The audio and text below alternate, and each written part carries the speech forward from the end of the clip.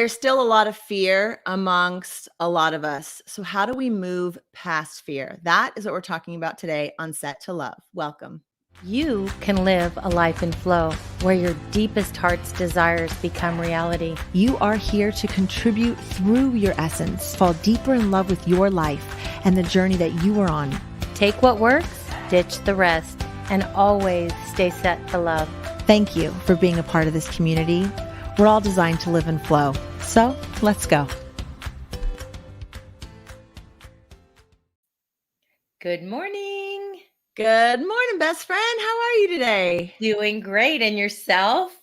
I'm doing so good. I'm really happy to be here again, another morning. And I'm so glad that, we get to just hang out and do this. And we get to talk about something like moving past fear, which for a lot of people, I think is kind of a scary thing to face or to even think about, like, how do you move beyond that? So I'm appreciative of this conversation that we're going to have here today.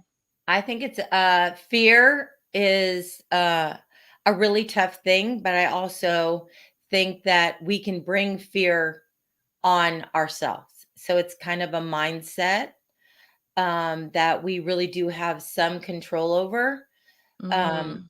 And so you kind of got to put fear in its proper place. I totally agree with you. I think it can be brought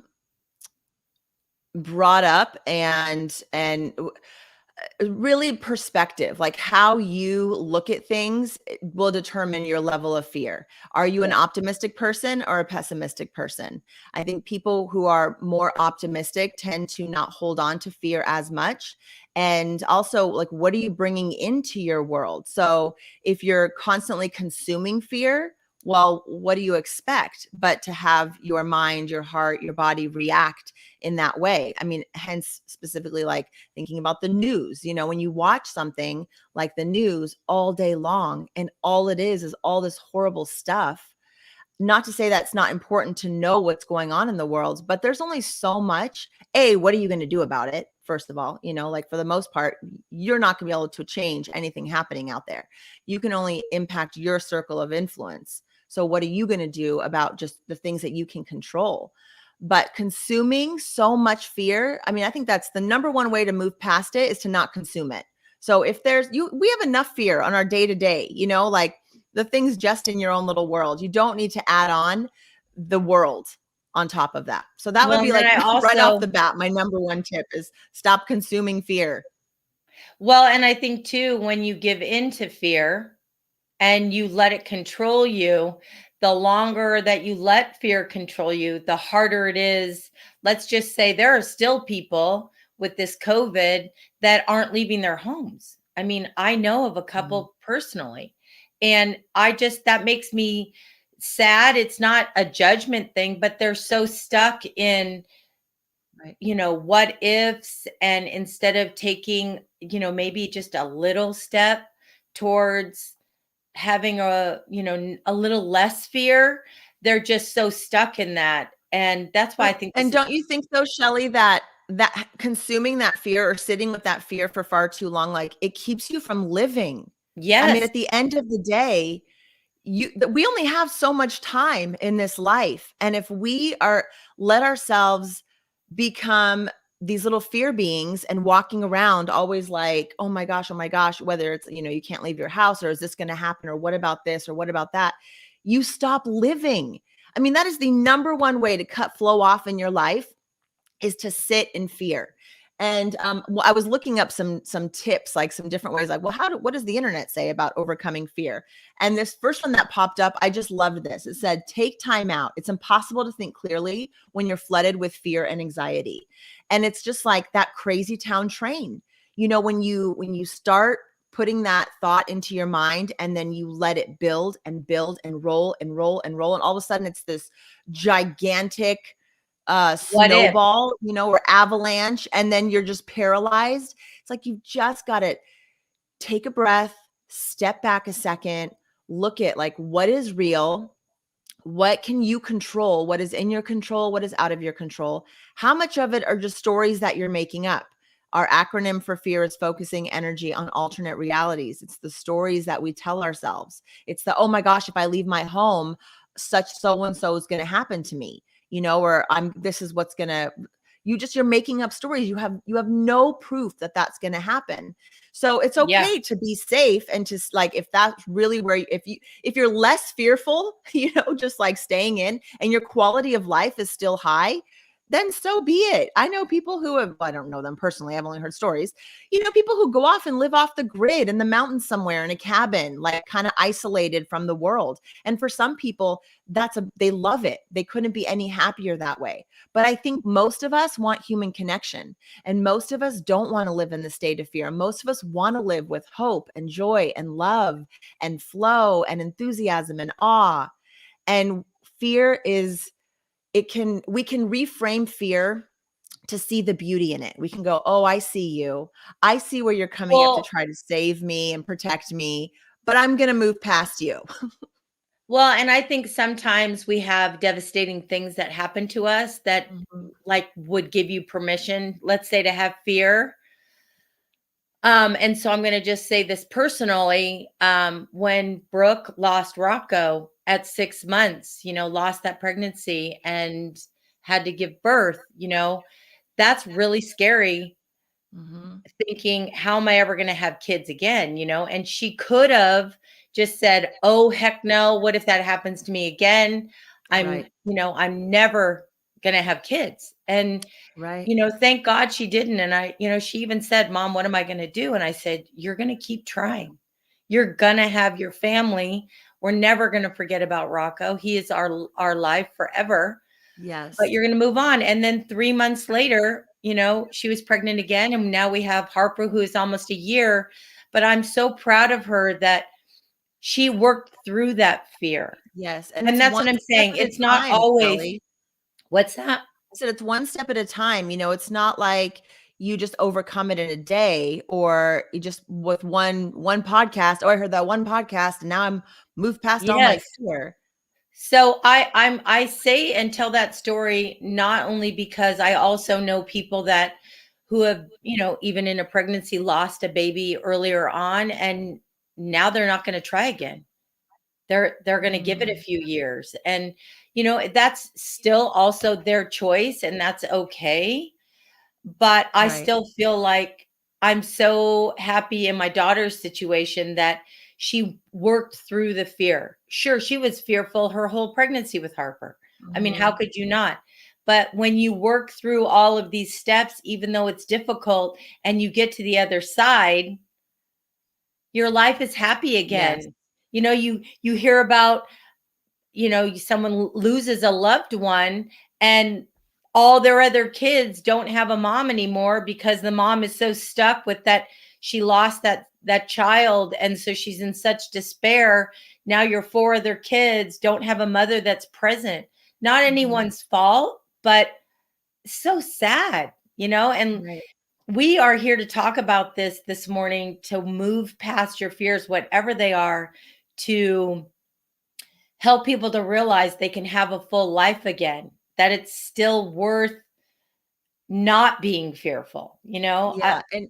And it just takes baby steps. It's like when that realization that, oh my gosh, I'm going to leave this relationship, whatever that meant, or I'm going to leave this job, or I need a new job, or any kind of change that happens in your life when you're kind of on one path thinking this is where it's going, everything's going to be great.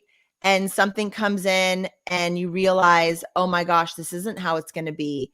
It is scary to step into the unknown.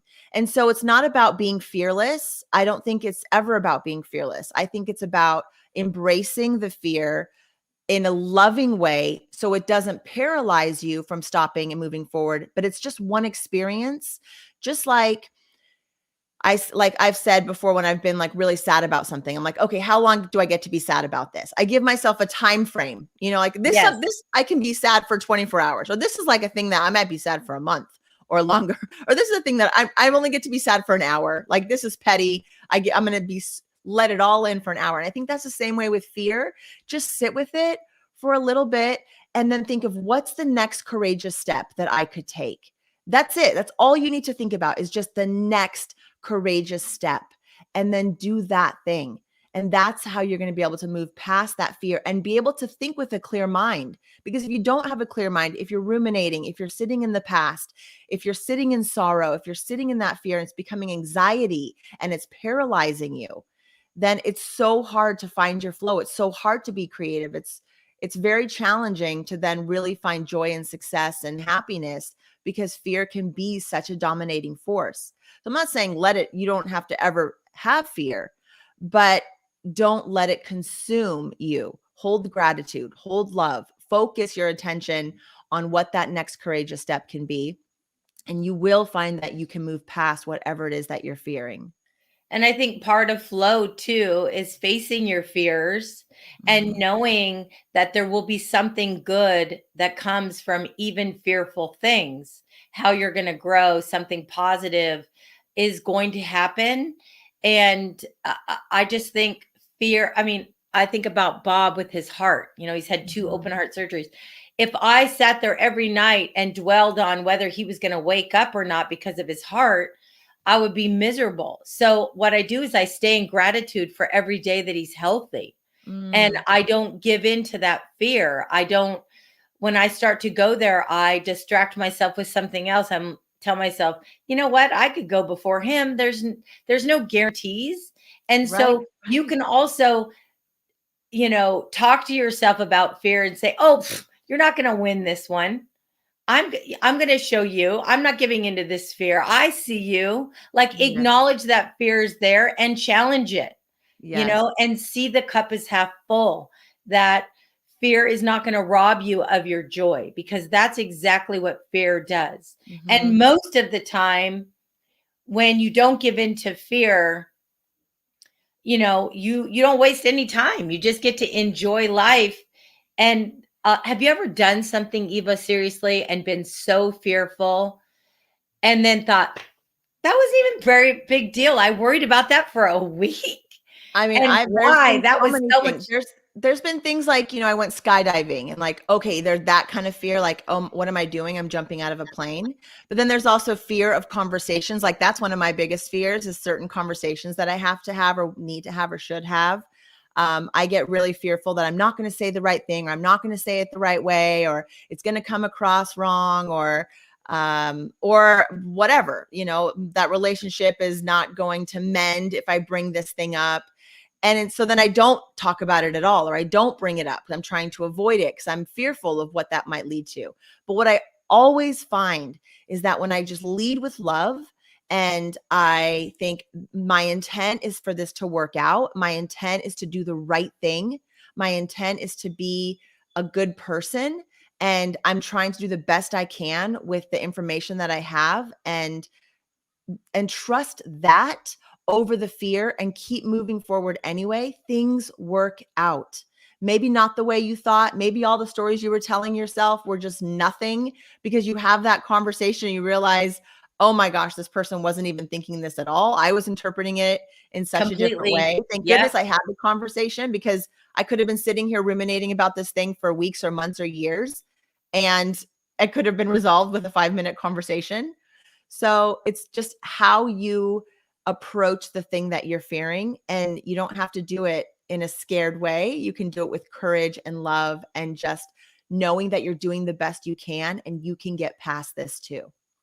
I also feel too that sometimes we overanalyze, and we do worry and have fear about things that really aren't there. So if you find yourself in a situation worrying about things that really don't need to be worried about, that's something in your character that you could work on. I've found myself where I've worried in the past about things, and I really had to work and be mindful of working on not creating a fear that's really not there. Because I really think that, that's also a habit. People that are really fearful of a lot of things, or overanalyze things, or project things that aren't there, what all these what ifs, that's just kind of a bad habit. And when you catch yourself doing it, I think we need to come up with something. Maybe you could think of something quickly that you could retell yourself something else as you're thinking of these fearful things, saying, "Oh, you're doing it again."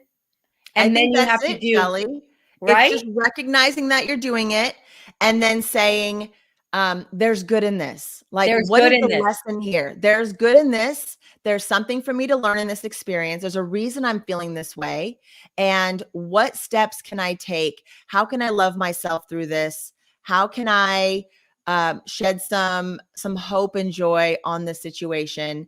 And it's not always easy to do. So giving yourself time, but really catching yourself and not ruminating in that fear, because you're right, it can become a terrible habit. And you know how you're going to know you're living in fears? Because you're going to be sick.